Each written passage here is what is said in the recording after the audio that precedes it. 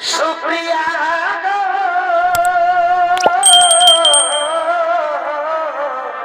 ভাই ভুলি নাই তোমার ভালোবাসা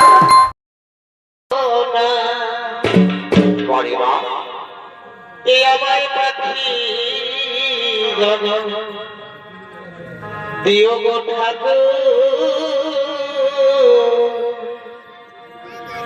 মানব জনম দিও না